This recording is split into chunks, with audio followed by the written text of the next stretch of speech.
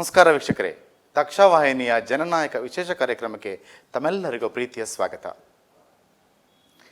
ಜೀವನದಲ್ಲಿ ಪ್ರತಿಯೊಂದು ಪಯಣದಲ್ಲೂ ಕೂಡ ರಾಜಕೀಯ ಜೀವನ ಅನಿವಾರ್ಯ. ರಾಜಕೀಯದಲ್ಲಿ ಪ್ರಜೆ, ಪ್ರಭುತ್ವ ಇವೆರಡರ ಪಾತ್ರ ಬಹಳ ದೊಡ್ಡದು.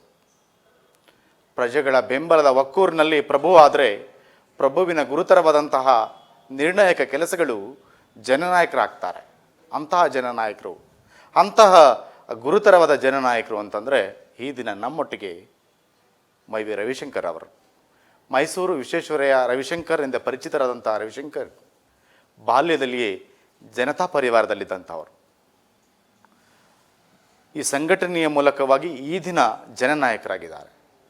ಪ್ರಸ್ತುತ ದಕ್ಷಿಣ ಪದವೀಧರ ಕ್ಷೇತ್ರದ ಪ್ರತಿನಿಧಿಯಾಗಿ ಪ್ರಾತಿನಿಧ್ಯವನ್ನು ವಹಿಸಿಕೊಂಡಿದ್ದಾರೆ. ಅವರು ಈ ದಿನ ವಾಹಿನಿಯಲ್ಲಿ ನಮ್ಮೊಟ್ಟಿಗೆ ಇದ್ದಾರೆ ಎನ್ನುವುದೇ ಒಂದು ಹೆಮ್ಮೆಯ ವಿಚಾರ. ಅವರೊಟ್ಟಿಗೆ ಈ ದಿನ ಜನನಾಯಕರಾಗಿ ಅವರನ್ನು ವೆಲ್ಕಮ್ ಮಾಡೋಣ, ಸ್ವಾಗತಿಸೋಣ. ಸರ್, ನಿಮ್ಮನ್ನು ಪ್ರೀತಿಯ ಸ್ವಾಗತ ಸರ್. ದಯವಿಟ್ಟು ಸರ್. ಆತ್ಮೀಯರೇ, ಇಂದಿನ ಜನನಾಯಕರಾಗಿರುವಂತಹ ಮೈವಿ ರವಿಶಂಕರ್ ಅವರು ಮೈಸೂರಿನ ವಿಶ್ವೇಶ್ವರಯ್ಯನವರ ಸುಪುತ್ರರು. ಹಾಗಾಗಿಯೇ ಜನ ಇವರನ್ನ ಮೈಸೂರು ವಿಶ್ವೇಶ್ವರಯ್ಯ ರವಿಶಂಕರ್ ಅಂದರೆ ಮೈವಿ ರವಿಶಂಕರ್ ಎಂದೇ ಕರೀತಾರೆ. ಬಾಲ್ಯದಿಂದಲೂ ಹಿಂದೂ ಸಂಘಟನೆಯಲ್ಲಿ ತೊಡಗಿದ ಇವರು ನಮ್ಮ ಸಂಸ್ಕೃತಿ ಮತ್ತು ಪರಂಪರೆಯ ಪರಿವಾರದಲ್ಲಿ ಬೆಳೆದಂತಹವರು. ಇಂತಹ ಸಂಘ ಪರಿವಾರದಲ್ಲಿ ಬೆಳೆದಂತಹ ಇವರು MSc ಜಿಯಾಲಜಿಯಲ್ಲಿ ಪದವಿಯನ್ನು ಪಡಿತಾರೆ. ಜೊತೆಗೆ ಅಂತರ್ಜಲ ಸಂಶೋಧಕ ವಿಜ್ಞಾನಿಯಾಗಿ ಕಾರ್ಯನಿರ್ವಹಿಸ್ತಾರೆ.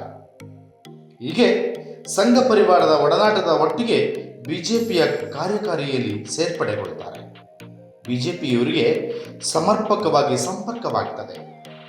1994ರಲ್ಲಿ ಸಂಘ ಪರಿವಾರದ ಚಾಮರಾಜ ಕ್ಷೇತ್ರದ ಚುನಾವಣೆಯ ಉಸ್ತುವಾರಿಯನ್ನು ಹೊತ್ತುಕೊಂಡು ನಿರ್ವಹಣೆಯನ್ನು ಮಾಡ್ತಾರೆ. ಅದರೊಟ್ಟಿಗೆ 1994ರಿಂದ 1996ರವರೆಗೆ ಮೈಸೂರು ನಗರ ಪ್ರಧಾನ ಕಾರ್ಯದರ್ಶಿಯಾಗಿ ಜವಾಬ್ದಾರಿಯನ್ನು ಹೊರ್ತಾರೆ. 1996ರ ಲೋಕಸಭೆಯ ಉಸ್ತುವಾರಿಯನ್ನು ಕಾರ್ಯನಿರ್ವಹಿಸಿ 96ರ ನಗರ ಪಾಲಿಕೆ ಚುನಾವಣೆಯಲ್ಲಿ ನಿರ್ಣಾಯಕ ಪಾತ್ರವನ್ನು ವಹಿಸಿಕೊಳ್ತಾರೆ. ಇಡೀ ಮೈಸೂರಿನಲ್ಲೇ ಮೊದಲ ಬಾರಿಗೆ 27 ಜನಪ್ರತಿನಿಧಿಗಳನ್ನು ಆಯ್ಕೆ ಮಾಡಿಕೊಡ್ತಾರೆ. ಇಂತಹ ದೊಡ್ಡ ಗೆಲುವಿಗೆ ಕಾರಣರಾದಂಥವರು ನಮ್ಮ ಮೈವಿ ರವಿಶಂಕರ್ ಅವರು. 1996ರ ಪದವೀಧರ ಕ್ಷೇತ್ರದ ಚುನಾವಣಾ ಜವಾಬ್ದಾರಿಯನ್ನು ಹೊತ್ಕೊಂಡು ದಕ್ಷಿಣ ಪದವೀಧರ ಕ್ಷೇತ್ರದಲ್ಲಿ ಗೋ ಮಧುಸೂದನ್ ರವರನ್ನ ಗೆಲುವಿಗೆ ಕಾರಣರಾಗ್ತಾರೆ. 1998ರಲ್ಲಿ ಮೈಸೂರು ನಗರದ ಅಧ್ಯಕ್ಷರಾಗಿ ಅಧಿಕಾರ ಸ್ವೀಕಾರ ಮಾಡಿ 1998ರ ಲೋಕಸಭಾ ಚುನಾವಣೆಯಲ್ಲಿ ಲೋಕಸಭೆಯ ಉಸ್ತುವಾರಿಯನ್ನು ವಹಿಸಿಕೊಳ್ತಾರೆ. ಇದೇ ಮೊದಲ ಬಾರಿಗೆ ಬಿಜೆಪಿ ಸರ್ಕಾರದಿಂದ ಲೋಕಸಭಾ ಅಭ್ಯರ್ಥಿಯಾಗಿ CH ರವಿಶಂಕರ್ ಅವರ ಗೆಲುವಿಗೆ ಕಾರಣರಾಗ್ತಾರೆ. ತುಂಬಾ ಹರ್ಷದಿಂದಲೇ ರವಿಶಂಕರ್ ಮೊದಲ ಬಾರಿಗೆ ಲೋಕಸಭಾ ಪ್ರವೇಶವನ್ನ ಮಾಡ್ತಾರೆ. 2010ರ ಸಂಘಟನಾ ಚುನಾವಣೆಯ ನಂತರ ಬಿಜೆಪಿ ಸರ್ಕಾರದ ರಾಜ್ಯ ಕಾರ್ಯದರ್ಶಿಯಾಗಿ ನೇಮಕಗೊಳ್ತಾರೆ. 2013-14ರಿಂದ ಮೈಸೂರು ವಿಭಾಗದ ಪ್ರಭಾರಿಯಾಗಿ ಇವತ್ತಿಗೂ ಕೂಡ ಕಾರ್ಯೋನ್ಮುಖರಾಗಿ ಸದಾ ಚಟುವಟಿಕೆಯಿಂದಿರುವಂತಹ ನವನವನ್ಮೇಷ ಶಾಲಿನಿಯಾದಂಥ ಮೈವಿ ರವಿಶಂಕರ್ ಮೈವಿ ಎಂದೇ ಗುರುತಿಸಿಕೊಳ್ತಾರೆ. 2015ರ ಮೈಸೂರು ಲೋಕಸಭಾ ಚುನಾವಣೆಯಲ್ಲಿ ಉಸ್ತುವಾರಿಯನ್ನು ವಹಿಸಿ ಚುನಾವಣೆಯಲ್ಲಿ ಜಯಭೇರಿಯನ್ನು ಗಳಿಸ್ತಾರೆ. ಅಂತೆಯೇ 1996ರಿಂದ 2015ರವರೆಗೆ 4 ಬಾರಿ ನಡೆದಂತಹ ದಕ್ಷಿಣ ಪದವೀಧರ ಕ್ಷೇತ್ರದ ಚುನಾವಣೆಯ ಆಕಾಂಕ್ಷಿಯಾಗಿದ್ದು ಕಾರಣಾಂತರದಿಂದ ದೂರ ಉಳಿತಾರೆ. ಆದರೆ ಕಳೆದ 3 ಬಾರಿ ಚುನಾವಣೆಯಲ್ಲಿ ವಿಜೇತರಾದ ಶ್ರೀ ಗೋ ಮಧುಸೂದನ್ ರವರ ಕಾರ್ಯಕ್ಷಮತೆಗೆ ಮತ್ತು ಕಾರ್ಯದಕ್ಷತೆಗೆ ಇವರ ಅನುಯಾಯಿ ಸಂಬಂಧವೇ ಕಾರಣವಾಗ್ತದೆ. ಇಂತಹ ಅವಿಸ್ಮರಣೀಯ ಅದೇ ಕಾರ್ಯಕ್ಷಮತೆಯ ಉತ್ಸಾಹಿ ಮೈವಿ ರವಿಶಂಕರ್ ಅವರು ಇಂದು 2022ರ ದಕ್ಷಿಣ ಪದವೀಧರ ಕ್ಷೇತ್ರದ ಒಟ್ಟು 1,50,000 ಮತದಾರರ ಪ್ರಭುವಾಗಿ ಬಿಜೆಪಿ ಪಾರ್ಟಿಯ ಅಭ್ಯರ್ಥಿಯಾಗಿ ಮೈವಿರವರು ತನ್ನ ಕನಸುಗಳನ್ನು ನಾವಿಂದು ನೋಡೋಣ. ಸುಮಾರು 50 ವರ್ಷಗಳ ತುಂಬು ಜೀವನದಲ್ಲಿ ಸಾಮಾನ್ಯವಾಗಿ 20 ದಶಕಗಳ ಹಿಂದಿನಿಂದಲೂ ಕೂಡ 25 ದಶಕಗಳ ಹಿಂದಿನಿಂದಲೂ ಕೂಡ ಪರಿವಾರದಲ್ಲಿ ಇಟ್ಕೊಂಡು ಸಂಘಟನೆಯ ಮುಂಚೂಣಿಯನ್ನು ವಹಿಸಿಕೊಂಡು ದಕ್ಷಿಣ ಕ್ಷೇತ್ರವನ್ನು ತನ್ನದೇ ಬುನಾದಿಯಲ್ಲಿ ಪಯಣವಾಗಿ ಆಗಿಸಿಕೊಂಡಂಥವರು ಮೈವಿ ರವಿಶಂಕರ್ ಅವರು. ಮೈವಿ ಎಂದೇ ಗುರುತಿಸಿಕೊಳ್ಳುವಂಥ ರವಿಶಂಕರ್ ಪದವೀಧರರ ಆಶಾಕಿರಣ. ಅದರಲ್ಲೂ ಶಿಕ್ಷಕ ಕ್ಷೇತ್ರದಲ್ಲಿ ತನ್ನದೇ ಆದಂಥ ಆತ್ಮೀಯ ಭಾವವುಳ್ಳಂಥವರು, ಕ್ಷಣವತ್ತಿನಲ್ಲಿಯೇ ಪರಿಹಾರಕ್ಕೆ ಭಾವುಕರಾಗಿ ಸ್ಪಂದಿಸುವ ಮೈವಿ ರವಿಶಂಕರ್ ಅವರು ಈ ದಿನ ನಮ್ಮೊಟ್ಟಿಗೆ ನಮ್ಮ ಕಾರ್ಯಕ್ರಮದಲ್ಲಿ ಜನನಾಯಕರಾಗಿ ಅವರನ್ನು ಪ್ರೀತಿಯಿಂದ ಬರಮಾಡ್ಕೊಳ್ತೀವಿ. ಸರ್ ನಮಸ್ಕಾರ. ಸರ್ ನಮಸ್ತೆ. ಎಲ್ಲ ದಕ್ಷ ಟಿವಿಯ ವೀಕ್ಷಕರಿಗೆ ನನ್ನ ವೈಯಕ್ತಿಕ ಅಭಿನಂದನೆಗಳನ್ನ ತಿಳಿಸೋಕ್ಕೆ ಇಚ್ಛೆ ಪಡ್ತೀನಿ. ಸುಮಾರು 25-30 ದಶಕಗಳ ಕಾಲ ನಿರಂತರವಾಗಿ ಸಾರ್ವಜನಿಕ ಕ್ಷೇತ್ರದಲ್ಲಿ ಜನನಾಯಕರಾಗಿ ತೊಡಗಿಸಿಕೊಂಡಂಥವ್ರು ನೀವು. ಹೇಗಿದೆ ಸರ್ ಈ ಪಯಣ? ಒಂದು, ನಾನು ವಿದ್ಯಾರ್ಥಿ ದಶೆ ಇದ್ದಂತಹ ಸಂದರ್ಭದಲ್ಲಿ ಕೂಡ ಸಂಘ ಪರಿವಾರದಲ್ಲಿ ಕೆಲಸ ಮಾಡಿ ಅವತ್ತಿನ ವಿದ್ಯಾರ್ಥಿ ಚಳವಳಿಯಲ್ಲಿ ಕೂಡ ಗುರುತಿಸ್ಕೊಂಡಂಥವು ನಾನು.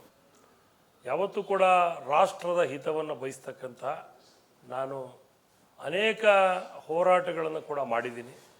ಆದರೆ ವಿಶೇಷವಾಗಿ ನನ್ನ ಆಸಕ್ತಿ ಇರೋದು ಸಂಘಟನೆಯಲ್ಲಿ ಕೆಲಸ ಮಾಡಬೇಕು ಅಂತ ಇಚ್ಛೆ ಇಟ್ಕೊಂಡು ಸುಮಾರು 30 ವರ್ಷಗಳಿಂದ ಭಾರತೀಯ ಜನತಾ ಪಾರ್ಟಿಯ ಈ ಒಂದು 5 ಜಿಲ್ಲೆಗಳ ಉಸ್ತುವಾರಿಯನ್ನು ತೆಗೆದುಕೊಂಡು ಒಮ್ಮೆ ರಾಜ್ಯ ಕಾರ್ಯದರ್ಶಿಯಾಗಿ ಮೈಸೂರು ನಗರದ ಭಾರತೀಯ ಜನತಾ ಪಾರ್ಟಿ ಅಧ್ಯಕ್ಷನಾಗಿ 10 ಹಲವು ಜವಾಬ್ದಾರಿಯನ್ನು ತೆಗೆದುಕೊಂಡು 2 ಬಾರಿ ಪ್ರತಿಷ್ಠಿತ ಮೈಸೂರು ಪೇಂಟ್ಸ್ನ ಅಧ್ಯಕ್ಷನಾಗಿ ಕೆಲಸ ನಿರ್ವಹಿಸ್ತಾ ಇದ್ದೀನಿ.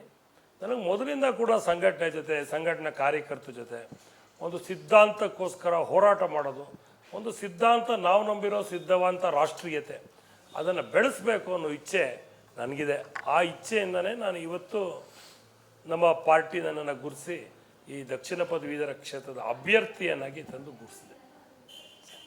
ಪ್ರಸ್ತುತ ದಕ್ಷಿಣ ಪದವೀಧರ ಕ್ಷೇತ್ರದಲ್ಲಿ ಈ ಭಾಗದಲ್ಲಿ ಮೈಸೂರು, ಮಂಡ್ಯ, ಹಾಸನ, ಚಾಮರಾಜನಗರ ಕ್ಷೇತ್ರದ ಈ ನಡುವೆ ಈ ದಿನದಲ್ಲಿ ಮುಂಚೂಣಿಯಲ್ಲಿದ್ದೀರಿ ಸರ್.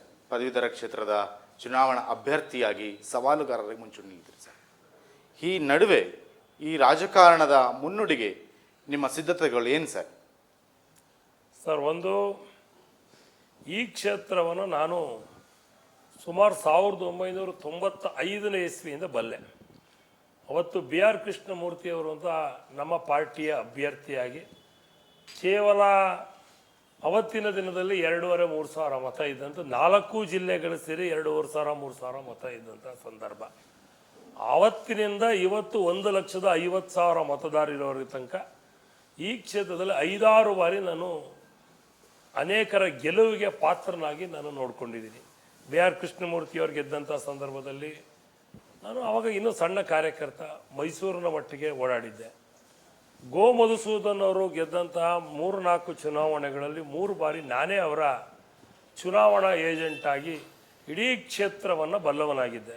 ಅವ್ರ ಜೊತೆ ಓಡಾಡಿದ ನಿಕಟಪೂರ್ವ ಸಂಬಂಧ ಇದ್ದಿದ್ದಕ್ಕೋಸ್ಕರ ಈ ಕ್ಷೇತ್ರದಲ್ಲಿ ಯಾವ ರೀತಿಯ ಮತದಾರರು ಬರ್ತಾರೆ ಅವರೆಲ್ಲರ ಪರಿಚಯವೂ ಕೂಡ ನನಗಿದೆ. ಶಿಕ್ಷಕರಿರ್ಬೋದು, ನೌಕರರಿರ್ಬೋದು, ವಿದ್ಯೆಯನ್ನು ಮುಗಿಸಿದ ನಂತರ ಸ್ವಾವಲಂಬಿಯಾಗಿ ಬದುಕನ್ನು ಆಸೆ ಇಟ್ಕೊಂಡಿರ್ತಕ್ಕಂಥ ಯುವಕರಿರ್ಬೋದು, ಇವತ್ತು ಈ ಕ್ಷೇತ್ರದಲ್ಲಿ ರೈತರಿದ್ದಾರೆ, ಮಹಿಳೆಯರಿದ್ದಾರೆ, ಇವರೆಲ್ಲರೂ ಇರ್ತಕ್ಕಂಥ ಈ ಕ್ಷೇತ್ರದಲ್ಲಿ ನಾನು ನಿರಂತರವಾಗಿ 3-4 ತಿಂಗಳಿಂದ ಪ್ರವಾಸವನ್ನು ಮಾಡಿ ಅವರ ಸಮಸ್ಯೆಗಳನ್ನು ಅರ್ಥ ಮಾಡಿಕೊಂಡು ಅದಕ್ಕೆ ಸ್ಪಂದಿಸೋ ದಿಕ್ಕಿನಲ್ಲಿ ಪ್ರಯತ್ನ ಮಾಡ್ತಾ ಇದ್ದೀನಿ. ನನಗೆ ನಾನು ಹೋದಂಥ ಕಡೆಯಲ್ಲ, ನನಗೊಂದು ಆತ್ಮೀಯ ಸ್ವಾಗತವನ್ನು ಸಿಗ್ತಾ ಇದೆ. ನಾನು ಕಳೆದ ಬಾರಿ ಕೇವಲ 183 ಮತಗಳ ಅಂತರದಿಂದ ನಾನು ಇಲ್ಲಿ ಸೋತಿದ್ದೆ. ಹಾಗಾಗಿ ಮತದಾರರಿಗೆ ನನ್ನ ಪರಿಚಯ ಇದೆ. ತುಂಬ ಮತದಾರರು ನಿಮಗೆ ಕಡಿಮೆ, ಲಾಸ್ಟ್ ಟೈಮ್ ನೀವು ಬಂದಿದ್ರಿ, ಅನೇಕ ಕಾರಣಗಳಿಗೆ ಸೋತಿದ್ದೀರಿ, ನಿಮ್ಗೆ ಒಳ್ಳೇದಾಗಲಿ ಅಂತ ವೈಯಕ್ತಿಕವಾಗಿ ಆಶೀರ್ವಾದವನ್ನು ಮಾಡ್ತಾ ಇದ್ದಾರೆ. ಜೊತೆಗೆ ಎಲ್ಲರೂ ಹೇಳ್ತಕ್ಕಂಥದ್ದು ಇದು ಒಂದು ಒಳ್ಳೆಯ ಸಂದರ್ಭ, ಈ ದೇಶದ ನೇತಾರ ಮೋದಿಯವ್ರ ಬಗ್ಗೆ ನಮಗೆ ನಂಬಿಕೆ ಇದೆ, ಸೊ ನಾವು ಮೋದಿಗೋಸ್ಕರ ಓಟ್ ಹಾಕೋರಿದ್ದೀವಿ, ಹಾಗಾಗಿ ನಿಮ್ಮನ್ನು ಗೆಲ್ಲಿಸ್ತೀವಿ ಅನ್ನೋ ಮಾತನ್ನು ಈ ಕ್ಷೇತ್ರದ ಮತದಾರರು ಮಾತಾಡ್ತಿದ್ದಾರೆ ಸರ್. ಸರ್, ಈ ಕ್ಷೇತ್ರದ ಪದವೀಧರರೇನಿದ್ದಾರೆ ಸರ್, ಪದವೀಧರಲ್ಲಿ ನೀವು ಈಗಾಗಲೇ ಹೇಳಿದ ಹಾಗೆ ಉದ್ಯೋಗಸ್ಥರಿದ್ದಾರೆ, ಶಿಕ್ಷಕರಿದ್ದಾರೆ, ಸ್ವಾವಲಂಬಿಗಳಿದ್ದಾರೆ, ಇವ್ರ ನಡುವೆ ನೌಕರರಿದ್ದಾರೆ. ಇವರೆಲ್ಲರಿಗೂ ಕೂಡ ಈ ಪದವೀಧರ ಉನ್ನತಿಗೆ ನಿಮ್ಮ ಶ್ರಮ ಏನು ಸರ್? ಸರ್, ಒಂದು, ವಿಧಾನಸಭೆ ಮತ್ತು ವಿಧಾನ ಪರಿಷತ್ ಸದಸ್ಯ, ವಿಧಾನಸಭೆ ವಿಧಾನ ಪರಿಷತ್ ಎರಡಿಗೂ ವ್ಯತ್ಯಾಸ ಇದೆ. ಅದೇ ರೀತಿ ವಿಧಾನಸಭೆಯ ಶಾಸಕರಿಗೂ ವಿಧಾನ ಪರಿಷತ್ ಕ್ಷೇತ್ರದ ಶಾಸಕರಿಗೂ ಕೆಲವು ವ್ಯತ್ಯಾಸಗಳಿರುತ್ತೆ. ವಿಧಾನಸಭೆ ಅಂದರೆ ಒಂದು ನಿರ್ದಿಷ್ಟ ಬೌಂಡರಿಯಲ್ಲಿ ಕೆಲಸ ಮಾಡ್ತಕ್ಕಂಥ ಜನಪ್ರತಿನಿಧಿ ಆಗಿರ್ತಾನೆ. ಹೌದು ಸರ್. ಆ ಕ್ಷೇತ್ರದ ಅಲ್ಲಿಯ ದೈನಂದಿನ ಬದುಕಿಗೆ ಬೇಕಾದಂತಹ ಕೆಲಸ ಕಾಲಮಾನ ಮಾಡಿಕೊಡೋದು ಅವರ ಕರ್ತವ್ಯ ಆಗಿರುತ್ತೆ, ಅದನ್ನು ನಿರ್ವಹಿಸ್ತಿರ್ತಾರೆ.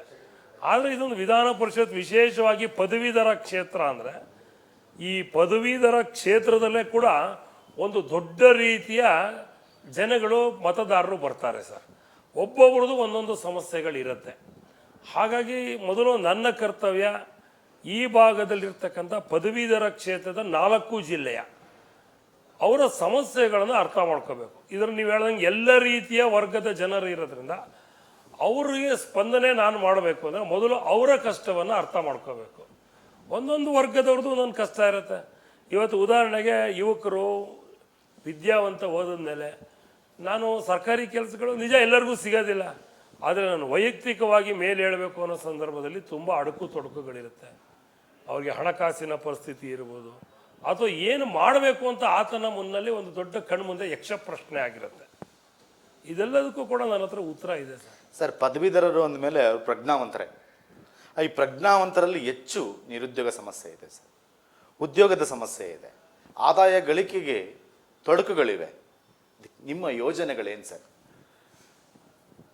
ವರ್ಷಕ್ಕೆ ತುಂಬ ನನ್ನ ಕ್ಷೇತ್ರದ ಮಟ್ಟಿಗೆ, ನಾನು ಇಡೀ ರಾಜ್ಯ ರಾಷ್ಟ್ರ ಹೇಳಲ್ಲ, ದಕ್ಷಿಣ ಭಾಗದ್ದು ನನ್ನ 4 ಜಿಲ್ಲೆಗಳಿಗೆ ಒಳಗೊಂಡಂತೆ ಕಣ್ಣೆದುರುಗಡೆ ಒಂದು 45,000 ಪದವೀಧರರು ಈಚೆ ಬರ್ತಾರೆ ಸರ್. ಪ್ರತಿ ವರ್ಷ ಸರ್? ಪ್ರತಿ ವರ್ಷ ಈಚೆ ಬರ್ತಾರೆ. ಅದರಲ್ಲಿ ಒಂದಿಷ್ಟು ಜನ ಮಹಿಳೆಯರು ಮದುವೆಯಾಗಿ ಗೃಹಿಣಿಯಾಗಿ ಬದುಕಿಗೆ ಇಚ್ಛೆ ಪಡ್ತಾರೆ, ಅವ್ರದ್ದು ಒಂದು ವರ್ಗ. ಇನ್ನೊಂದು ವಿಷಯ ಮುಂದಿನ ಉತ್ತಂಗ ವ್ಯಾಸಂಗ ಮಾಡಬೇಕು ಅಂತ ಅವ್ರದ್ದೊಂದು ವರ್ಗ ಇರುತ್ತೆ. ಎಲ್ಲರಿಗೂ ಸರ್ಕಾರಿ ನೌಕರ ಸಿಗತ್ತೆ ಅಂತ ಖಾತ್ರಿನೂ ಇರಲ್ಲ, ಗ್ಯಾರಂಟಿನೂ ಇರಲ್ಲ ಸರ್. ಮತ್ತು ಸರ್ಕಾರ ಅಷ್ಟು ಜನ ಕೆಲಸ ಕೊಡೋಕ್ಕಾಗೋದೇ ಇಲ್ಲ.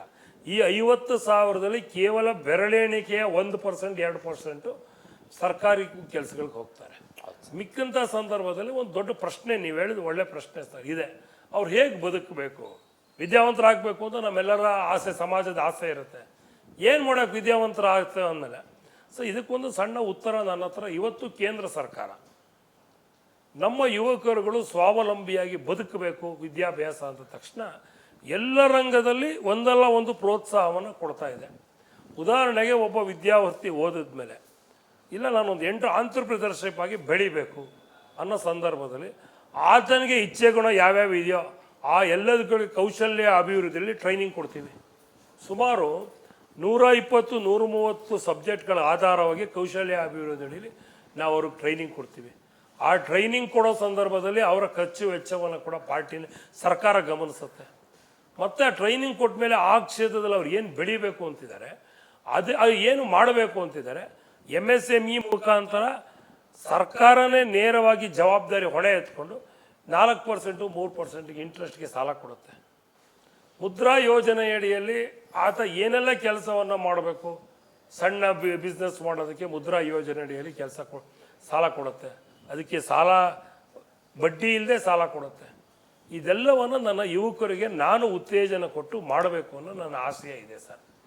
ಇದಲ್ಲದೆ ತುಂಬ ಜನ ಕೃಷಿಕರು ವಿದ್ಯೆಯನ್ನು ಓದಿದ ಮೇಲೆ, ನಾನೊಬ್ಬ ಜಿಯಾಲಜಿಸ್ಟ್ ಆಗಿ, ಯಾಕೆ ನನಗೆ ಹಳ್ಳಿಗಳಲ್ಲೇ ನನ್ನ ಜೀವನ, ತುಂಬ ಜನ ವಿದ್ಯಾವಂತರು ಫಸ್ಟ್ ಟೈಮ್, ಅದು ಈ ಕೋವಿಡ್ನ ಸಂದರ್ಭ ಆದಮೇಲೆ ಜಮೀನು ಕಡೆ ನೋಡ್ಕೋಬೇಕು ಅಂತ ಇಚ್ಛೆ ಪಡ್ತಾ ಇದ್ದಾರೆ. ಅದು ತುಂಬ ಒಳ್ಳೆಯದು ಸರ್. ಈ ಕೋವಿಡ್ನ ದುರಂತದ ಹಿನ್ನೆಲೆಯಲ್ಲಿ ಬಂದಂಥವರು, ಮರಳಿ ಮನೆಗೆ ಬಂದಂಥವ್ರು, ಮರಳಿ ಹಳ್ಳಿಗೆ ಬಂದಂಥವ್ರು ತುಂಬ ಹೆಚ್ಚು ಯುವಕರೇ ಸರ್. 2 ರೀತಿ ಇದೆ ಸರ್. ಕೋವಿಡ್ನ ಸಂದರ್ಭದಲ್ಲಿ ಎಲ್ಲೆಲ್ಲೋ ಕೆಲಸವನ್ನು ಹುಡ್ಕೊಂಡು ಹೋಗಿ ಕೈ ತುಂಬ ಸಂಬಳ ತೆಗೆದುಕೊಳ್ತಾ ಇದ್ರು ಕೂಡ ಜೀವನದ ಅನಿಶ್ಚಿತೆ, ಬೇಡಪ್ಪ ನಾನು ವಾಪಸ್ ನನ್ನ ದೇವ್ರು ಕೊಟ್ಟಂಥ ಭೂಮಿ ಇದೆ ಮಾಡೋಣ ಅಂತಿದ್ದಾರೆ ಸರ್. ನಿಜಕ್ಕೂ ಅದು ಒಳ್ಳೆಯದು. ಯಾಕೆಂದರೆ ಒಬ್ಬ ವಿದ್ಯಾವಂತ ಓದಿದ ಮೇಲೆ ಆ ಊರಿನಲ್ಲಿ ಆತ ಇದ್ದ ಮೇಲೆ ಆ ಊರಿಗೊಂದು ಒಳ್ಳೆ ಸೌಕರ್ಯ ಕೊಡಿಸ್ಬೇಕು ಅಂತಾಗತ್ತೆ. ಆ ಊರಿನ ಜನಗಳ ಯೋಗಕ್ಷೇಮವನ್ನು ನೋಡ್ಕೊಳ್ತಾನೆ ಒಬ್ಬ ವಿದ್ಯಾವಂತ. ಪ್ರಜ್ಞಾವಂತನಾಗಿರ್ತಾನೆ.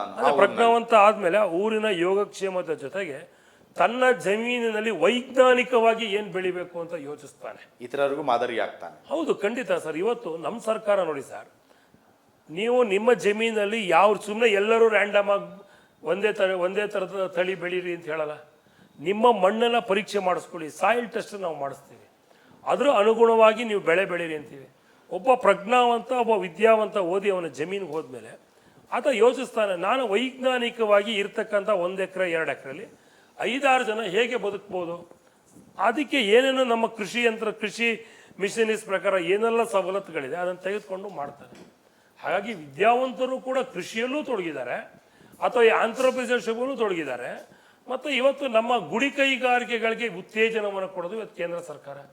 ನೀವು ನಿಮ್ಮ ಸ್ಥಳದಲ್ಲೇ ನೀವೇನೇನು ತಯಾರಿಸ್ತೀರೋ ತಯಾರಿಸಿ, ಅದನ್ನು ಅಂತಾರಾಷ್ಟ್ರೀಯ ಮಾರುಕಟ್ಟೆಗೆ ಮಾರುಕಟ್ಟೆ ಮಾಡಿ ಸ್ಥಳೀಯಲ್ಲಿ ಬೆಳೆದಿದ್ದು ಅಂತಾರಾಷ್ಟ್ರೀಯ ಮಟ್ಟದಲ್ಲಿ ಹೋಗಬೇಕು. ಆ ರೀತಿ ಕೆಲಸಗಳನ್ನು ನನ್ನ ವಿದ್ಯಾವಂತ ಯುವಕರಿಗೆ ನನ್ನ ಮುಂದಿನ ದಿನಗಳಲ್ಲಿ ಆ ಸವಲತ್ತುಗಳನ್ನ ಮಾಡಿಸ್ಬೇಕು ಅನ್ನೋ ಇಚ್ಛೆ ನನಗಿದೆ ಸರ್. ಹಾಗೆಯೇ ಈ ಭಾಗದಲ್ಲಿ ಈ 4 ಜಿಲ್ಲೆಗಳಲ್ಲಿ ರಾಯಭಾರಿಯಾಗಿ ಮೈಸೂರು ಕ್ಷೇತ್ರವಾಗಿ ಉಳಿಸ್ಕೊಂಡಿದೆ ಸರ್. ಸಾಂಸ್ಕೃತಿಕ ರಾಯಭಾರಿಯಾಗಿ ಮೈಸೂರು ತನ್ನ ಸ್ಥಾನವನ್ನು ಉಳಿಸ್ಕೊಂಡೇ ಬಂದಿದೆ. ಈ ಹಿನ್ನೆಲೆಯಲ್ಲಿ ನೋಡೋದಾದರೆ ಇವತ್ತಿನ ದಿನಗಳಲ್ಲಿ ರಾಜಕೀಯ ಮುಂಚೂಣಿಯಲ್ಲಿ ಜನನಾಯಕರಾಗಿ ನೀವಿದ್ದೀರಿ ಸರ್. ಆ ಸಾಂಸ್ಕೃತಿಕ ರಾಯಭಾರವನ್ನು ಹೊತ್ಕೊಳ್ಳೋದ್ರಲ್ಲಿ, ಆ ಸಾಂಸ್ಕೃತಿಕ ರಾಯಭಾರಿತನದ ಜವಾಬ್ದಾರಿಯನ್ನು ಹೊತ್ಕೊಂಡು ಈ ಸಂಸ್ಕೃತಿಯನ್ನು ಉಳಿಸ್ಲಿಕ್ಕೆ ನಿಮ್ಮ ಪಾತ್ರ ಏನು ಸರ್? ಸರ್, ಒಂದು ದೊಡ್ಡದಾದ ಪ್ರಶ್ನೆ. 4 ಜಿಲ್ಲೆ ಈ ಕ್ಷೇತ್ರದಲ್ಲಿ ನನಗಿದೆ. ಹೌದು ಸರ್. 4 ಜಿಲ್ಲೆಯನ್ನು ನೀವು ಏನಾರೋ ಒಂದು ರೀತಿ ಅದ್ರ ಬಗ್ಗೆ ವಿಶ್ಲೇಷಣೆಯನ್ನು ಮಾಡೋದಾದರೆ ಅಂತಾರಾಷ್ಟ್ರೀಯ ಮಟ್ಟದಲ್ಲಿ 4 ಜಿಲ್ಲೆಗೆ ತನ್ನದೇ ಆದಂಥ ಹೆಸರಿದೆ. ಹೌದು ಸರ್. ಚಾಮರಾಜನಗರ ಗಡಿಭಾಗಿನ ಜನ, ಅಲ್ಲಿಯ ಮಾದಪ್ಪನ ಬೆಟ್ಟ, ಅಲ್ಲಿಯ ಬಿಳಿಗಿರಂಗನ ಬೆಟ್ಟ, ಅಲ್ಲಿಯ ಹಿಮದ್ ಗೋಪಾಲ ಸ್ವಾಮಿ ಬೆಟ್ಟ, ವಿಶೇಷವಾಗಿ ನಾಗರಹೊಳೆ ಕಾಡು ಅಂತಾರಾಷ್ಟ್ರೀಯ ಮಟ್ಟದಲ್ಲಿ ಹೆಸರು ಮಾಡಿರೋದು. ಎಲ್ಲದರಲ್ಲೂ ಕೂಡ ನಮ್ಮ ಸಂಸ್ಕೃತಿಯ ಸೊಬಗನ ಇಟ್ಕೊಳ್ತಕ್ಕಂಥ ಗಗನಚುಕ್ಕಿ ಬರಚುಕ್ಕಿಯಿಂದ ಹಿಡಿದು ನಮ್ಮ ಸಂಸ್ಕೃತಿಯನ್ನು ಬಿಂಬಿಸ್ತಕ್ಕಂತಹ ಪ್ರದೇಶ. ಮೈಸೂರು ಬಗ್ಗೆ ನಾನು ಹೆಚ್ಚು ಹೇಳೋದೇ ಇಲ್ಲ. ಮೈಸೂರು ದಸರಾ, ಮೈಸೂರು ಅರಮನೆ, ಮೈಸೂರಿಗೆ ತನ್ನದೇ ಆದಂಥ ಬ್ರ್ಯಾಂಡ್ ಇದೆ. ಅದೇ ರೀತಿ ಮಂಡ್ಯಗೆ ಬಂದರೆ ಮಂಡ್ಯದ ಸಕ್ಕರೆ, ಮಂಡ್ಯದ ಮೇಲುಕೋಟೆ, ಇವೆಲ್ಲವೂ ಕೂಡ ಜಗತ್ ಪ್ರಸಿದ್ಧ ಪ್ರದೇಶಗಳು. ಸಂಸ್ಕೃತಿ ಅನ್ನೋದನ್ನು ನಾವು ನೋಡ್ಬೇಕಾದ್ರೆ ಮಂಡ್ಯ ಹಾಸನದಲ್ಲಿ ನೋಡಬೇಕು. ಹಾಸನದ ಕಲಾವೈಭವ, ಇವೆಲ್ಲವನ್ನು ಕೂಡ ನಾನು ಏನಾರು ಈ ಚುನಾವಣೆಯಲ್ಲಿ ನಿಮ್ಮೆಲ್ಲರ ಮತದಾರರ ಆಶೀರ್ವಾದ ಗೆದ್ದು ಬಂತು ಅಂದರೆ ನಮ್ಮ ಸರ್ಕಾರ ಈ ಸಂಸ್ಕೃತಿಯನ್ನು ಬಿಂಬಿಸೋಕ್ಕೋಸ್ಕರವನ್ನೇ ಒಂದೊಂದು ಕಡೆ ಜಿಲ್ಲಾ ಉತ್ಸವಗಳನ್ನ ಮಾಡ್ತಾ ಇದೆ. ಅದನ್ನು ಉತ್ತೇಜನ ಕೊಟ್ಟು ನಾನು ಅದನ್ನು ಮುಂದುವರಿಸಬೇಕು. ಈ 4 ಪ್ರದೇಶಗಳ ಸಂಸ್ಕೃತಿಯನ್ನು ಅಂತಾರಾಷ್ಟ್ರೀಯ ಮಟ್ಟದಲ್ಲಿ ಎತ್ತಿಡಿಬೇಕು ಅನ್ನೋ ಒಂದು ಯೋಜನೆಯನ್ನು ಕಾರ್ಯರೂಪಕ್ಕೆ ತರಕ್ಕೆ ಪ್ರಯತ್ನ ಮಾಡ್ತೀನಿ ಸರ್. ಪ್ರಸ್ತುತ ಈ ದಿನದಲ್ಲಿ ಸರ್ ರಾಜಕಾರಣ ಒಂದು ವ್ಯಾಪಾರೀಕರಣ ಆಗಿಬಿಟ್ಟಿದೆ. ನಿಮ್ಮ ಅಭಿಪ್ರಾಯ ಏನು ಸರ್?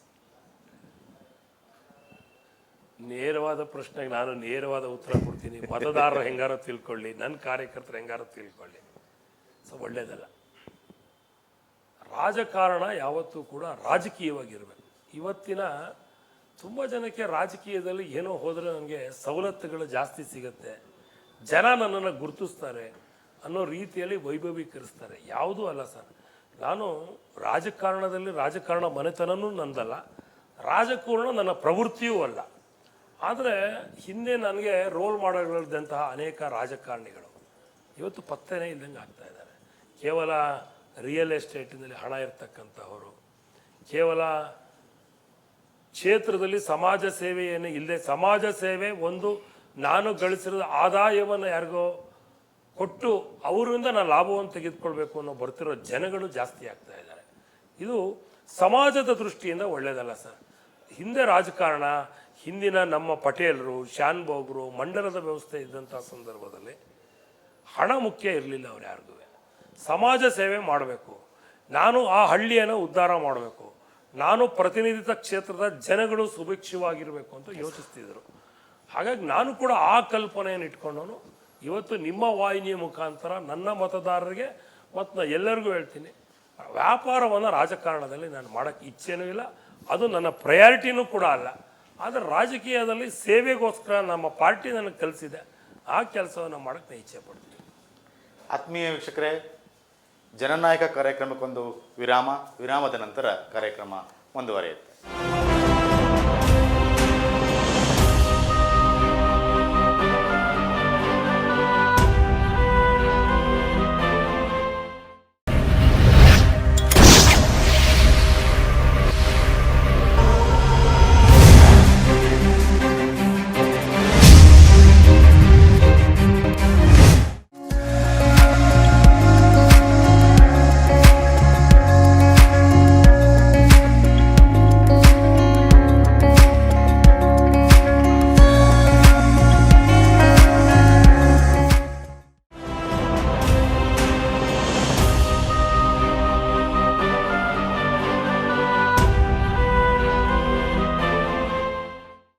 ವಿರಾಮದ ನಂತರ ಜನನಾಯಕ ಕಾರ್ಯಕ್ರಮಕ್ಕೆ ಸ್ವಾಗತ.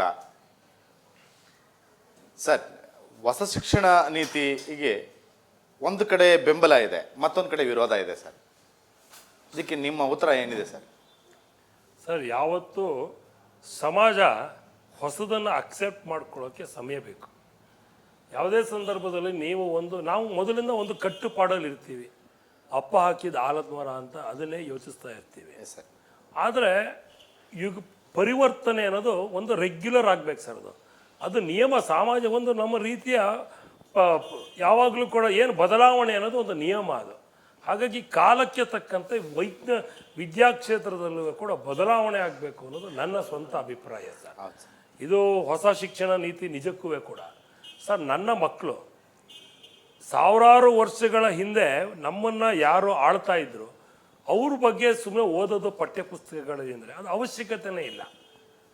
ಇತಿಹಾಸ ಓದಬೇಕು. ಹಾಗನ್ಬಿಟ್ಟು ನಮ್ಮನ್ನು ಭಾರತವನ್ನು ತುಳಿದ್ರು, 182 ವರ್ಷಗಳ ಮೊಘಲರು, ಡಚ್ಚರು, ಇವೆಲ್ಲವನ್ನು ನನ್ನ ಮಕ್ಕಳು ಓದ್ತಾ ಇರ್ತಾರೆ. ಆದರೆ ನನ್ನ ಮಕ್ಕಳಿಗೆ ಈ ದೇಶದ ಒಬ್ಬ ಅಪ್ರತಿಮ ಶಿವಾಜಿ, ನಮ್ಮ ವಿಶ್ವೇಶ್ವರಯ್ಯನವರು, ನಮ್ಮ ಮೈಸೂರು ಸಂಸ್ಥಾನ, ಈ ಥರದ ಕಲ್ಪನೆಗಳು ಯಾವುದೋ ಒಂದು ಪ್ಯಾರ ಇರುತ್ತೆ. ಸೊ ನನಗೆ ಹೊಸ ಶಿಕ್ಷಣ ಪದ್ಧತಿಯಲ್ಲಿ ಇವತ್ತು ಉದ್ಯೋಗವನ್ನು ಹೇಗೆ ನಮ್ಮ ಅಲ್ಲಿ ತಗೋಬೇಕು, ಇಷ್ಟೊಂದು ಮುಂದುವರೆದ ಪ್ರಪಂಚದಲ್ಲಿ ತನ್ನ ಜೀವನವನ್ನು ಹೇಗೆ ರೂಪಿಸ್ಕೋಬೇಕು, ಈ ರೀತಿಯ ಪಠ್ಯಪುಸ್ತಕಗಳು ಅವಶ್ಯಕತೆ ಇದೆ. ಮತ್ತು ನಾವು ವಿದ್ಯಾರ್ಥಿಗಳಿಗೆ ನನ್ನ ಐಡಿಯಾ ಫ್ರೀ ಬಿಡ್ಬೇಕು ಸರ್. ನಾನು ಒಂದೇ ಶಿಕ್ಷಣವನ್ನು ಹೇರೋ ಬದಲು ಒಬ್ಬೊಬ್ಬರು ನನಗೇನು ವಿದ್ಯೆಗಿಂತ ಹೆಚ್ಚಾಗಿ ನಾನೊಂದು ಕಲ್ಚರಲ್ ಪ್ರೋಗ್ರಾಮಲ್ಲಿ ಬೆಳಿತೀನಿ, ಅದರಲ್ಲಿ ಡಿಗ್ರಿ ತೊಗೋಬೇಕು ಅಂತ ಇರ್ತಾನೆ, ಅವ್ನು ಮಾಡಲಿ ಅವರು. ಅಥವಾ ಅವ್ನಿಗೆ ಯಾವುದೋ ಒಂದು ಕ್ರಿಯೇಟಿವಿಟಿ ನೇಚರ್ ಇರುತ್ತೆ. ಸೊ ತನಗೆ ಇಚ್ಛೆಯಾದಂಥ ವಿಷಯವನ್ನು ಆಧರಿಸಿ ಅವನು ಡಿಗ್ರಿ ತಗೊಳ್ಳೋದ್ರಲ್ಲಿ ಉಪಯೋಗ ಇದೆ. ಇವತ್ತು ಡಿಬೇಟಿನ ಪ್ರಶ್ನದಲ್ಲಿದೆ ಸರ್. ನಮ್ಮ ಕರ್ನಾಟಕ ಸರ್ಕಾರ ನೇರವಾಗಿ ಹೊಸ ಎಜುಕೇಷನ್ ಪಾಲಿಸಿಯನ್ನು ಒಪ್ಪಿ ಅಳವಡಿಸಲಾಗಿದೆ. ಹೀಗಾಗಿ ಕಾಲೇಜು ಕ್ಷೇತ್ರದಲ್ಲಿ ಅದನ್ನು ಅಳವಡಿಸಲಾಗಿದೆ. ಮುಂಬರ್ತ ದಿನಗಳಲ್ಲಿ ಪ್ರಾಥಮಿಕ ಶಿಕ್ಷಣದಿಂದ ಒಬ್ಬ ಹೊಸ ಮಗು ಹುಟ್ಟಿದಾಗಿಂದ ಅವನು ಹೇಗೆ ತನ್ನವನ್ನ ಜೀವನವನ್ನು ರೂಪಿಸ್ಕೋಬೇಕು ಅನ್ನೋದು ನಮ್ಮ ಹೊಸ ಶಿಕ್ಷಣ ಪದ್ಧತಿಯ ನೀತಿ. ಹಾಗಾಗಿ ಅದು ಆಗತ್ತೆ ಸರ್. ನಿಜ ಒಂದು ಸ್ವಲ್ಪ ಡಿಬೇಟ್ಗಳು ಈ ನಮ್ಮ ಸಮಾಜದಲ್ಲಿ ಯಾವಾಗಲೂ ವೈಚಾರಿಕತೆಯನ್ನು ಪ್ರಶ್ನೆ ಸ್ವೀಕರಿಸಬೇಕು ಅಂತಂದ್ರೆ ಜನ ಹಿಂದೇಟುಗಳು ಹಾಕ್ತಾರೆ. ಅದಕ್ಕೆ ಹೊಂದ್ಕೊಳ್ಳೋ ತನಕ ಇದ್ದಿದ್ದೆ. ಕೌಶಲ್ಯ ಶಿಕ್ಷಣ ಅತ್ಯವಶ್ಯಕ ಇವತ್ತು. ಖಂಡಿತ ಸರ್, ಅದೇ ಇಂಪಾರ್ಟೆಂಟ್. ಹೌದು. ಆ ಮಗುವಿನ ಜ್ಞಾನ ಮತ್ತು ಪ್ರಬುದ್ಧತೆಯ ಹಿನ್ನೆಲೆಯಲ್ಲಿ ಆ ಮಗುವಿನ ಜ್ಞಾನದ ಹಿನ್ನೆಲೆ ಶಿಕ್ಷಣ ಕೊಡಬೇಕು ಹೊರತು ಬೇಡದನ್ನ ಏರೋದ್ರಲ್ಲಿ ಅರ್ಥ ಇಲ್ಲ ಸರ್. ನನ್ನ ದುರ್ದೈವ ಸರ್, ನಾವು ಕೂಡ ನಮ್ಮ ಮೇಲೆ ಯಾರು ಬೇರೆ ದಬ್ಬಾಳಿಕೆ ಮಾಡಿದ್ರು ಅದನ್ನು ಓದ್ಕೊಂಡ್ ಬರ್ತಾ ಇದೀವಿ ಬಿಟ್ಟು ನಮ್ಮ ಮಹಾಪುರುಷರ ವಿಷಯಗಳನ್ನ ನಾವು ತಿಳ್ಕೊಳ್ಳೋದಿಲ್ಲ. ನಾವಿನ್ನ ಎಜುಕೇಶನ್ ಕಾರ್ಲ್ ಮಾರ್ಕ್ಸ್ ಥಿಯರಿ ಓದ್ತೀವಿ. ಆ ಕಾರ್ಲ್ ಮಾರ್ಕ್ಸ್ನ ಸಿದ್ಧಾಂತವನ್ನು ಒಪ್ತೀವಿ. ಅದು 18-19ನೇ ಶತಮಾನಕ್ಕೆ ಮುಗಿದೋಯ್ತು. ಇವತ್ತು 21ನೇ ಶತಮಾನ. ಹಾಗಾಗಿ ಹೊಸ ಎಜುಕೇಶನ್ ಪಾಲಿಸಿ ಆಗತ್ತೆ, ಜನ ಒಪ್ಪುತ್ತಾರೆ ಸರ್. ಇದನ್ನ ಒಂದು ಸ್ವಲ್ಪ ಟೈಮ್ ಒಪ್ತಾರೆ. ಖಂಡಿತ ಕಂಡು ಬೆಂಬಲ ಇದೆ ಸರ್. ಸರ್, ಜೊತೆಗೆ ಸರ್, ಕೇಂದ್ರ ಸರ್ಕಾರದ ವೇತನಕ್ಕೂ ರಾಜ್ಯ ಸರ್ಕಾರದ ವೇತನಕ್ಕೂ ಕೂಡ ತುಂಬಾ ತಾರತಮ್ಯ ಇದೆ ಸರ್. ಈ ಸಮಾನ ವೇತನಕ್ಕೆ ನಿಮ್ಮ ಹೋರಾಟ ಏನು ಸರ್? ನನ್ನ ಕ್ಷೇತ್ರದ ಮತದಾರರಿಗೆ ನೇರವಾಗಿ ಲಾಭ ಆಗತಕ್ಕಂತಹ ಪ್ರಶ್ನೆ ಇದು ಸರ್. ತುಂಬ ದಿವಸಗಳಿಂದ ನೌಕರರ ವರ್ಗದ ಒಂದು ಬೇಡಿಕೆ ಇದೆ. ಕೇಂದ್ರ ಸರ್ಕಾರ ಮತ್ತು ರಾಜ್ಯ ಸರ್ಕಾರದ ವೇತನ ಸಂದರ್ಭದಲ್ಲಿ ಒಂದು ಸಮಾನ ವೇತನ ಕೊಡಿ, 15-20% ವ್ಯತ್ಯಾಸ ಇದೆ. ರಾಜ್ಯ ನೌಕರರು ಯಾವಾಗಲೂ ನಮಗೆ ಸಮಾನ ವೇತನ ಕೊಡಿ, ಅವ್ರಿಗೆ ಕೊಟ್ಟಂತಹ ಸಂದರ್ಭದಲ್ಲಿ DAN ಕೊಡಿ, ಅವ್ರಿಗೆ ವೇತನ ಆಯೋಗವನ್ನು ಯಾವಾಗ ರಚಿಸ್ತೀರೋ ತಕ್ಷಣದಲ್ಲೇ ನಮಗೆ ಮಾಡಿ ಅಂತ. ಇದನ್ನು ನಮ್ಮ ಸರ್ಕಾರ ಒಪ್ಪಿದೆ ಸರ್. ಇವತ್ತಿನ ಈ ಒಂದು ಕೋವಿಡಿನ ಸಂದರ್ಭದ ಆರ್ಥಿಕ ಪರಿಸ್ಥಿತಿಗೋಸ್ಕರವಾಗಿ ಒಂದು ಸ್ವಲ್ಪ ತಡ ಆಗಿರ್ಬೋದು.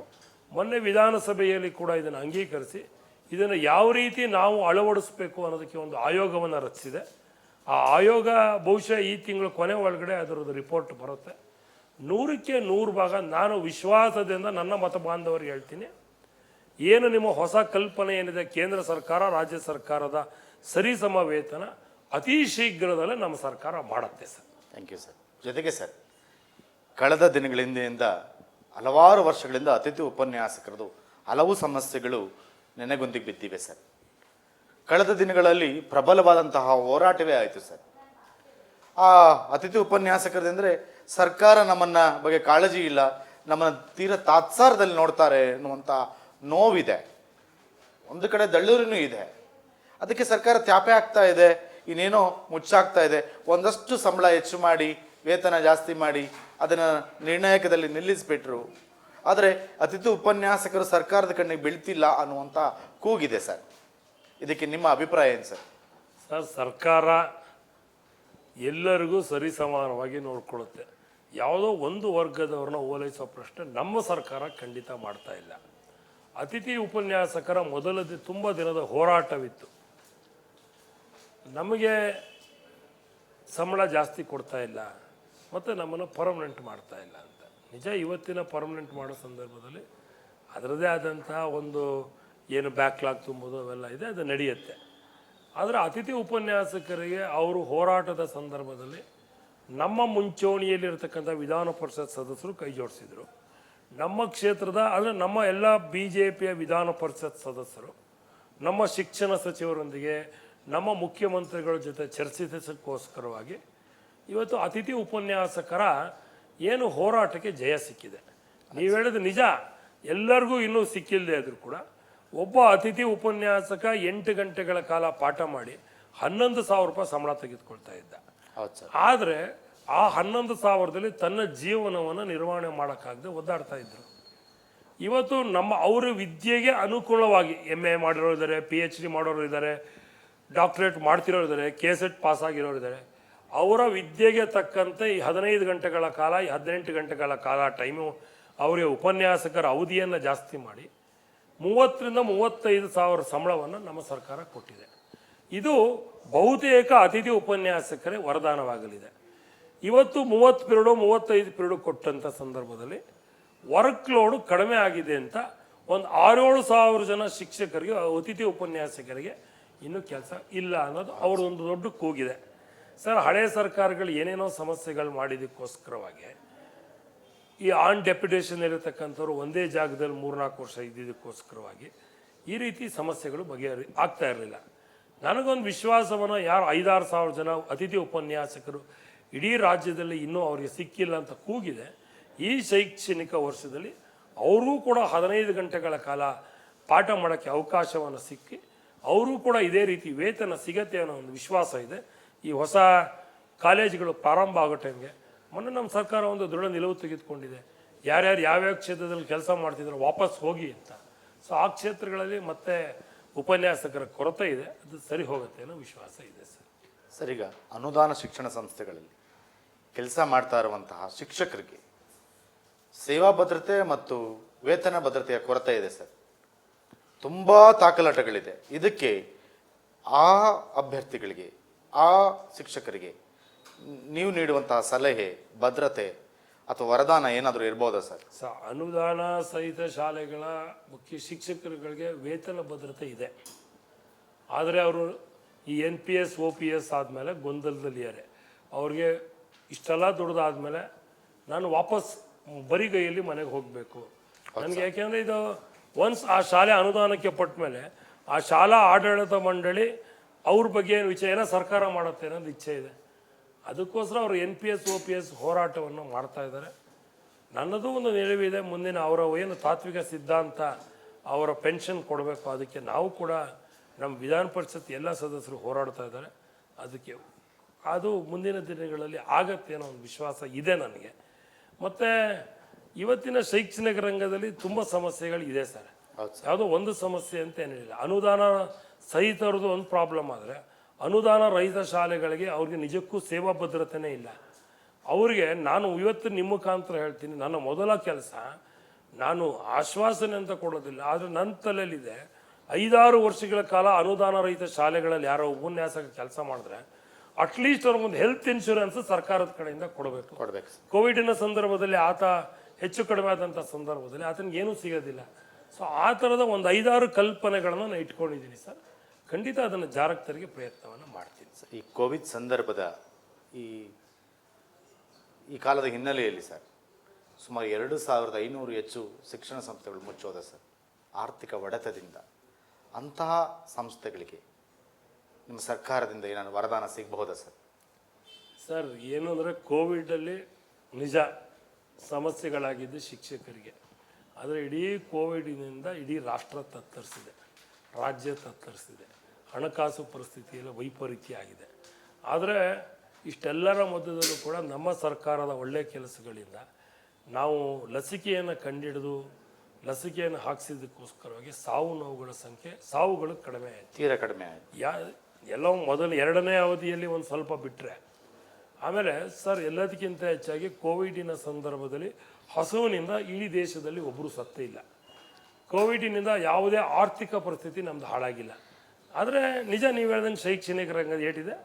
ನನಗೊಂದು ವಿಶ್ವಾಸ ಇದೆ ಸರ್, ಇನ್ನು 2 ವರ್ಷದಲ್ಲಿ ಅವರೆಲ್ಲರೂ ಕೂಡ ನನಗೆ ಶಾಲೆ ಬೇಡ ಅಂತ ಇದ್ದಂತಹವರು ಕೂಡ ಶಾಲೆಗಳನ್ನು ನಡೆಸೋಕ್ಕೆ ಮುಂದೆ ಬರ್ತಾರೆ. ಯಾಕೆಂದರೆ ಈ ದೇಶದಲ್ಲಿ ಶಿಕ್ಷಣಕ್ಕೆ ಮಹತ್ವ ಇದೆ. ಎಲ್ಲ ತಂದೆ ತಾಯಂದಿರುಗಳು ಒಳ್ಳೆಯ ಶಿಕ್ಷಣವನ್ನು ಕೊಡಿಸ್ಬೇಕು ನನ್ನ ಮಕ್ಕಳಿಗೆ ಅಂತ ಆಸೆಯಿಂದಿದ್ದಾರೆ. ಎಲ್ಲ ಶಿಕ್ಷಣ ಸಂಸ್ಥೆಗಳು ಇನ್ನು 1-2 ವರ್ಷದಲ್ಲಿ ಮೊದಲು ಯಾವ ರೀತಿ ಇದ್ರೂ ಅದೇ ರೀತಿ ಬರ್ತಾರೆ ಸರ್. ಸರ್, ಕಡೆಯದಾಗಿ ಸರ್, ಈ ದಕ್ಷಿಣ ಪದವೀಧರ ಕ್ಷೇತ್ರದಲ್ಲಿ 1,50,000 ಜನ ಅಭ್ಯರ್ಥಿಗಳಿದ್ದಾರೆ, ಮತದಾರರಿದ್ದಾರೆ. ಈ ಮತದಾರರಿಗೆ ನೀವು ಕೊಡುವಂತಹ ವಿಶಿಷ್ಟ ಪ್ರಣಾಳಿಕೆ ಏನು ಸರ್? ನಾನು ಹೇಳೋದಲ್ಲ ಸರ್, ಈಗ ನನ್ನ ಕಾರ್ಯಕರ್ತರು ಇಲ್ಲೇ ಇದ್ದಾರೆ. ನಾನು ಯಾವುದೇ ಹೊಸ ರೀತಿ ಪ್ರಣಾಳಿಕೆಯನ್ನು ಕೊಡಲ್ಲ. ನರೇಂದ್ರ ಮೋದಿಯವರು 2014ರಲ್ಲಿ ಒಂದು ಹೇಳಿದರು, ಯಾವ ಹಿಂದಿನ ಸರ್ಕಾರಗಳು ಎಲ್ಲ ಬಿಟ್ಟು ಹೋದಂತಹ ಎಲ್ಲ ಯೋಜನೆಗಳನ್ನ ಪೂರ್ಣ ಮಾಡ್ತೀನಿ ಅಂತ. ಬಿಟ್ಟೋಗಿರೋದಲ್ಲ. ಹೌದು, ಹಂಗೆ ತಾನೆ 2014 ಭರವಸೆಗಳನ್ನ ಸುಮ್ಮನೆ ಶಂಕುಸ್ಥಾಪನೆ ಮಾಡಿ ಹೋಗಿದ್ರು, ನೆನಗೊಂದಿಗೆ ಬಿದ್ದಿದ್ದು. ಅವೆಲ್ಲವನ್ನ ಈಗ ನರೇಂದ್ರ ಮೋದಿ ಅವರು ಮಾಡ್ತಾ ಇದ್ದಾರೆ. ಈಶಾನ್ಯ ಪ್ರದೇಶದ ಎಲ್ಲ ಗುಡ್ಡಗಾಡಿಗಳಿಗೂ ರೈಲನ್ನು ತಲುಪಿಸಿದ್ದಾರೆ. ಈ ತರ ಒಳ್ಳೊಳ್ಳೆ ಕೆಲಸಗಳನ್ನ ಹಿಂದಿನ ಸರ್ಕಾರ ಬಿಟ್ಟೋಗಿದ್ದು. ಸುಮ್ಮನೆ ವೋಟ್ ಬ್ಯಾಂಕ್ ಒಂದ ತಕ್ಷಣ ಒಂದು ಅಡಿಪಾಯ ಹಾಕ್ಬಿಡೋದು, ಅಲ್ಲಿ ಕ್ಲೋಸ್, ಫಂಡೇ ಕೊಡ್ತಿರ್ಲಿಲ್ಲ. ಆದರೆ ನಾನು ಹಂಗಾಗಿ ಸರ್, ನಾನು ಆ ಥರ ಎಲ್ಲ ಏನು ಹೇಳಕ್ಕೆ ಹೋಗಲ್ಲ. ಆದರೆ ನನ್ನ ತಲೆಯಲ್ಲಿ 2 ಇದೆ ಸರ್. ಏನು ಅನುದಾನ ರಹಿತ ಶಾಲೆಗಳಿಗೆ ಸೇವಾ ಭದ್ರತೆಯನ್ನು, ಹೆಲ್ತ್ ಇನ್ಶೂರೆನ್ಸ್ ಕೊಡಬೇಕು. ಮತ್ತು ಇವರು ನಿರಂತರ ಪ್ರಾಮಾಣಿಕ ಹೋರಾಟ NPS OPS ಬಗ್ಗೆ ಏನು ಮಾಡ್ತಾ ಇದ್ದಾರೆ. ಇವರ ಪ್ರೈವೇಟ್ ಗ್ರ್ಯಾಜುಯೇಟ್ ಟೀಚರ್ಸ್ ಏನು ಪ್ರೈಮರಿ ಸ್ಕೂಲಲ್ಲಿ ಕೆಲಸ ಮಾಡ್ತಾ ಇದ್ದಾರೆ, ಅವ್ರಿಗೆ ಬಡ್ತಿ ಸಿಗದೆ ಒದ್ದಾಡ್ತಾ ಇದ್ದಾರೆ. ಮೊನ್ನೆ ಸರ್ಕಾರ 40% ಬಡ್ತಿ ಕೊಟ್ಟಿದೆ ಅವ್ರಿಗೆ. ಈ ರೀತಿಯ ಅವರ ಹೋರಾಟಗಳು ಏನಿದೆ, ತುಂಬ ದಿವಸದ ಅವರ ಬೇಡಿಕೆ ಕಾಲ್ಪನಿಕ ವೇತನ ಇದೆ. ಇದೆಲ್ಲವನ್ನ ಪರಿಚಿತನಲ್ಲಿ ಮಾತನಾಡಿ ಆ ಸಮಸ್ಯೆಗಳನ್ನ ಬಗೆಹರಿಸ್ತೀನಿ ಅಂದ್ಬಿಟ್ಟು ಹೊಸ ಆಶ್ವಾಸನೆಗಳನ್ನ ಅವಶ್ಯಕತೆ ಇಲ್ಲ ಸರ್ ಕೂಡ. ಆತ್ಮೀಯ ವೀಕ್ಷಕರೇ, ಮುಂಬರುವ ದಕ್ಷಿಣ ಪದವೀಧರ ಕ್ಷೇತ್ರದ ಮುಂಚೂಣಿಯ ಅಭ್ಯರ್ಥಿ ಬಿಜೆಪಿಯ ವಕ್ತಾರರು ಆದಂಥ ಶ್ರೀ ಮೈವಿ ರವಿಶಂಕರ್ ಅವರು ಸನಾತನ ಧರ್ಮವನ್ನ, ಸನಾತನ ಸಂಘಟನೆಯನ್ನ, ಸನಾತನ ಪರಂಪರೆಯಿಂದ ಬಂದಂಥವರು. ಆ ಪರಂಪರೆಯ ಉಳಿವಿಗಾಗಿ ಸಾಕಷ್ಟು 30 ವರ್ಷಗಳಿಂದಲೂ ಕೂಡ ದುಡಿದಂಥವರು. ಇವರು ಈ ದಿನ ವಿಶಿಷ್ಟ ರೀತಿಯ ಪ್ರಣಾಳಿಕೆಯನ್ನು ಇಟ್ಕೊಂಡು ದಕ್ಷಿಣ ಪದವೀಧರ ಕ್ಷೇತ್ರನ ಮನವೊಲಿಸ್ತಾರೆ. ಯಾಕಂದ್ರೆ ಕಳೆದರಲ್ಲಿ 183 ಸರ್ 183 ಮತಗಳ ಅಂತರದಲ್ಲಿ ಪರಾಜಯಗೊಂಡಂಥವ್ರು. ಅಷ್ಟು ಜನ ಅಭ್ಯರ್ಥಿಗಳಿಗೆ, ಅಷ್ಟು ಜನ ಪದವೀಧರ ಮತದಾರರಿಗೆ ಚಿರಪರಿಚಿತರಾದಂಥವ್ರು ಈ ದಿನ ತನ್ನದ ವಿಶಿಷ್ಟ ಶೈಲಿಯಲ್ಲಿ, ಸಂಸ್ಕೃತಿಯ ಹಿನ್ನೆಲೆಯಲ್ಲಿ ಎಲ್ಲರಲ್ಲೂ ಭಾಜನರಾಗಿ, ಆತ್ಮೀಯರಾಗಿ ಈ ದಿನ ನಮ್ಮ ವಾಹಿನಿಯಲ್ಲಿ ಜನನಾಯಕರಾಗಿ ಭಾಗವಹಿಸಿದ್ದಾರೆ. ಅವರ ಭಾಗವಹಿಸುವಿಕೆ, ಆ ಜನನಾಯಕತ್ವ ಎಲ್ಲ ಪ್ರಜೆಗಳಲ್ಲೂ ಕೂಡ ಪ್ರಭುತ್ವವರನ್ನಾಗಿ ಮಾಡಲಿ ಅನ್ನೋದೇ ನಮ್ಮ ವಾಹಿನಿಯ ಆಶಯ.